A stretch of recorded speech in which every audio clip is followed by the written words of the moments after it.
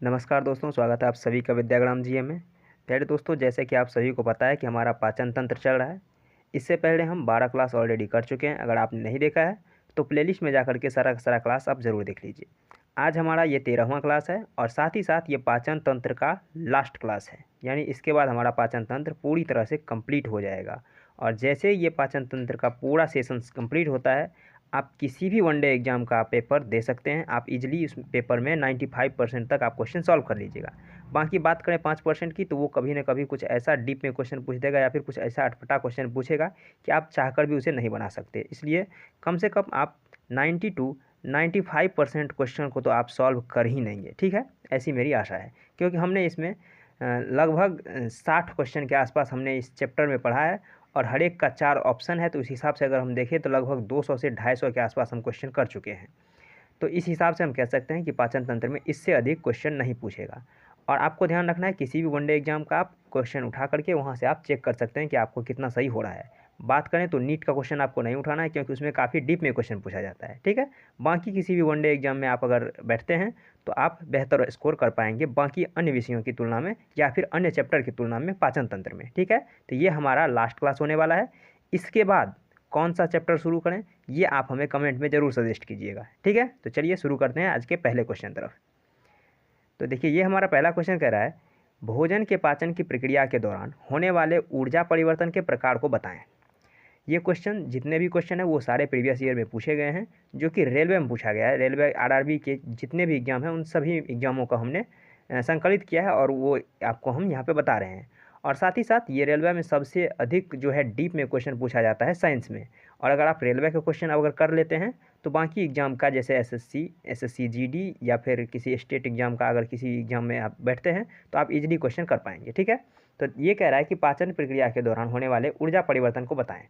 तो देखिए, इसका सही आंसर हो जाएगा ऑप्शन नंबर ए। रासायनिक जो ऊर्जा होता है उसे ऊष्मा ऊर्जा में परिवर्तित किया जाता है। यानी कि हमारे भोजन में जो पोषक तत्व हैं वो रसायन के फॉर्म में है और उसी को तोड़ने के बाद, यानी ऑक्सीजन जहाँ अभिक्रिया करेगा वहाँ पे ऊष्मा उत्पन्न होता है और उससे कह सकते हैं कि रासायनिक ऊर्जा को ऊष्मा ऊर्जा में परिवर्तित करता है। इसलिए इसका सही आंसर ऑप्शन नंबर ए है।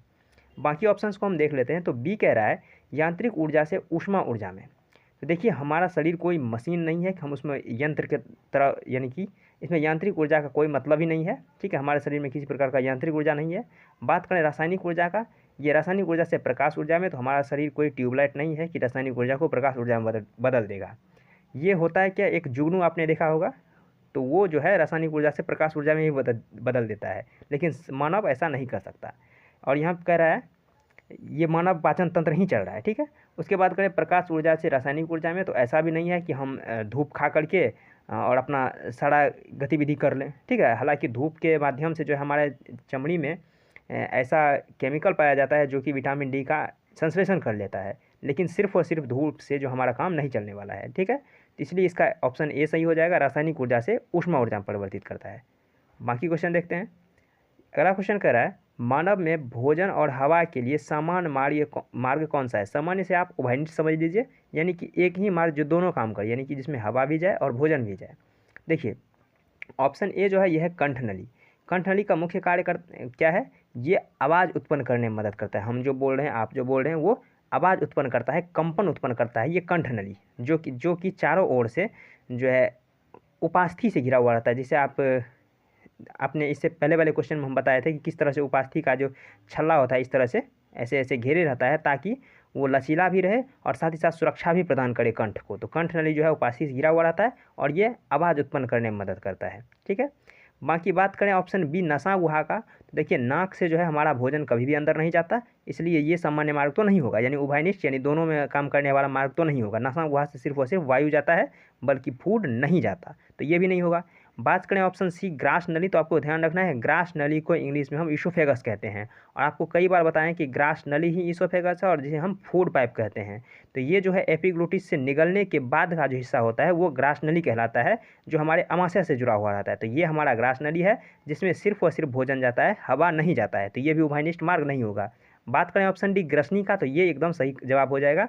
ये ग्रसनी कहाँ होता है, तो जहाँ पे एपिग्लोटिस लगा हुआ रहता है, एपिग्लोटिस से ऊपरे हिस्से को हम ग्रसनी कहते हैं, जहाँ पर भोजन भी जाता है, वायु भी जाता है और ग्रसनी के पास ही, ग्रसनी के निचले हिस्से पर एपिग्लोटिस लगा रहता है, जिससे भोजन अलग चला जाता है और हवा अलग चला जाता है। तो उभयनिष्ठ मार्ग की बात करें तो ये जो ग्रसनी है यही उभयनिष्ठ मार्ग है, बाकी सब में अलग अलग कार्य है। कंठ का कार्य है यानी कि आवाज़ उत्पन्न करना, तो संभव सी बात है इसमें वायु जाता होगा। नसा गुहाक कार्य है ना वायु अंदर करना। ग्रासनलिक कार्य है सिर्फ और सिर्फ भोजन को अंदर करना। बात करें ग्रसनी का तो ये ग्रसनी ही ऐसा अंग है जिसमें भोजन भी जाता है और वायु भी जाता है, इसलिए इसका सही आंसर ऑप्शन नंबर डी हो जाएगा। ठीक है, चलिए तो नेक्स्ट क्वेश्चन तरफ देखते हैं। ये क्वेश्चन हमारा कह रहा है यकृत डैश कार्य करता है, यानी यकृत का कार्य क्या है। यही अपना यकृत है प्यारा सा। ये यकृत ही ऐसा अंग है जो एक बार कट फट जाए तो फिर से दोबारा रीजनरेट कर लेता है, यानी अपने आप को फिर से ढाल यानी कि बना लेता है। सबसे ज़्यादा जो है कोशिका विभाजन की क्षमता यकृत कोशिका में ही पाया जाता है, जिसे हेपेटिक सेल भी कहते हैं। यानी कि हेपेटिक आपने सुना होगा हेपेटाइटिस टाइप से, तो वो यकृत से संबंधित ही रोग है। ठीक है, और यकृत की कोशिका को हेपेटिक कोशिका कहते हैं। ठीक है, तो हम समझ लेते हैं कि यकृत कार्य क्या करता है। देखिए यकृत कार्य करता है पाचन में, यानी कि यकृत में भोजन आता तो नहीं है, लेकिन अपने द्वारा बनाए गए जो जूस के माध्यम से, एंजाइम के माध्यम से जो है वो पाचन में सहायता करता है। बाकी की बात करें तो श्वसन में यकृत से कोई संबंध नहीं है, यानी कि यकृत श्वसन के लिए उपयोग नहीं है। उत्सर्जन के लिए यकृत एक तरह से कह सकते हैं कि यूरिया का उत्पादन करता है, लेकिन इसे उत्सर्जन तंत्र में हम नहीं गिनेंगे, इसे हम पाचन तंत्र में ही गिनेंगे। ठीक है, हालांकि यानी यूरिया का उत्सर्जन जो है यकृत ही करता है। ठीक है, बात करें परिसंचरण तंत्र का, परिसंचरण तंत्र से भी इसका कोई संबंध नहीं, क्योंकि परिसंचरण तंत्र के लिए हमारे पास जो है वो हृदय है, और श्वसन के लिए फेफड़ा है, उत्सर्जन के लिए किडनी है। ये सब कुछ मुख्य इनके जो अंग हैं उनको आपको ध्यान रखना है। तो ये पाचन में मदद करता है, क्योंकि अपने ये पित्त रस बना करके जो है भोजन में मिलाता है, जिससे कि भोजन का पाचन हो सके। तो इसलिए इसका सही आंसर ऑप्शन नंबर डी पाचन हो जाएगा। यकृत पाचन में मदद करता है।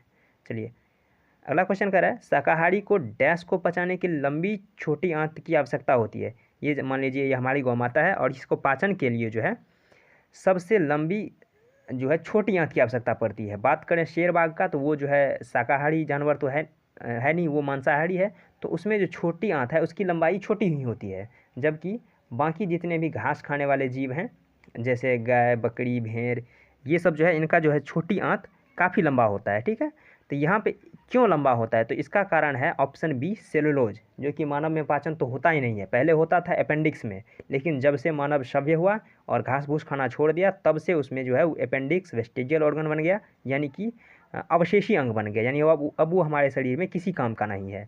और सेलुलोज का अब वो पाचन भी नहीं कर सकता, यानी कि वो दोबारा सक्रिय भी नहीं हो सकता। ठीक है, तो इसलिए इसका सही आंसर ऑप्शन नंबर बी हो जाएगा कि जो शाकाहारी जानवर होते हैं उनमें जो है सेलुलोज के पाचन, जो कि पादप कोशिका की भित्ति में पाया जाता है सेलुलोज, उनके पाचन के लिए लंबी छोटी आंत की आवश्यकता होती है। बात करें वसा का तो वसा तो हमारे शरीर में भी आराम से सिर्फ और सिर्फ छोटी आंत में जाकर के पच जाता है। प्रोटीन की बात करें तो ये आमाशय में और छोटी आंत में जाकर पच जाता है। विटामिन की बात करें तो ये भी पच ही जाता है।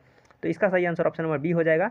सेलुलोज के पाचन के लिए जो है लंबी जो है इसकी छोटी आंत होनी जरूरी होती है। ठीक है, चलिए नेक्स्ट क्वेश्चन तरफ चलते हैं।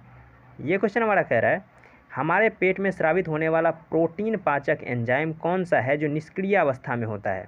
Option A pepsin, B pepsinogen, C prorennin, और ऑप्शन डी है बी और सी दोनों। तो यही इसका सही आंसर है कि बी और डी, पेप्सिनोजेन और प्रोडेनिन, ये निष्क्रिय अवस्था में होता है, जिसे आप लोग पेप्सिन और रेनिन के नाम से जानते हैं। जब ये सक्रिय हो जाता है तो पेप्सिन और रेनिन बन जाता है, और जब निष्क्रिय रहता है तो पेप्सिनोजेन और प्रोडेनिन के फॉर्म में रहता है। हम आपको समझाते हैं। यहाँ देखिए ये हमारा अमाशय, और इस अमाशय में होता है HCl। आप सभी जानते हैं हाइड्रोक्लोरिक एसिड होता है, जिसका pH जो है 1 से लेकर के 1.5 के आसपास होता है, और ये काफ़ी खतरनाक टाइप का अम्ल होता है। ठीक है, तो जब हमारे पेट में से ये डायरेक्ट पेप्सिन और रेनिन स्रावित नहीं होता है, हमारे पेट की भित्ति से जो है वो प्रोडेनिन और पेप्सिनोजेन स्रावित होता है, और जैसे ही ये HCl से मिलता है वो सक्रिय हो जाता है और पेप्सिन बन जाता है और रेनिन बन जाता है। इसीलिए कहते हैं कि खाना खाते वक्त तुरंत पानी नहीं पीना चाहिए, या खाना खाने के तुरंत बाद बहुत ज़्यादा पानी नहीं पीना चाहिए, जिससे ये जो पेप्सिनोजेन निकलेगा वो HCl कमज़ोर होने की वजह से पेप्सिन में ठीक से परिवर्तित नहीं हो पाएगा,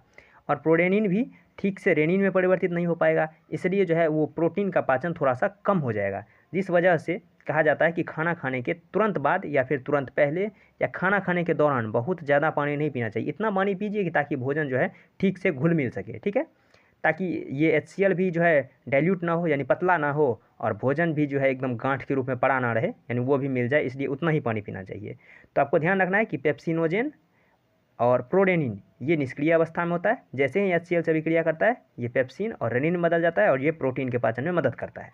ठीक है, तो इसका जो सही आंसर हो जाएगा ऑप्शन नंबर डी हो जाएगा, बी और सी दोनों, यानी कि पेप्सिनोजेन और प्रोडेनिन जो है वो निष्क्रिय अवस्था में होता है, पेप्सिन तो सक्रिय हो जाता है। ठीक है, चलिए तो आज के लिए इतना ही, और साथ ही साथ ये चैप्टर भी समाप्त हुआ। आगे आप कौन सा चैप्टर पढ़ना चाहते हैं वो कमेंट में ज़रूर बताइए। ठीक है, तो मिलते हैं नेक्स्ट वीडियो में, तब तक के लिए धन्यवाद, जय हिंद।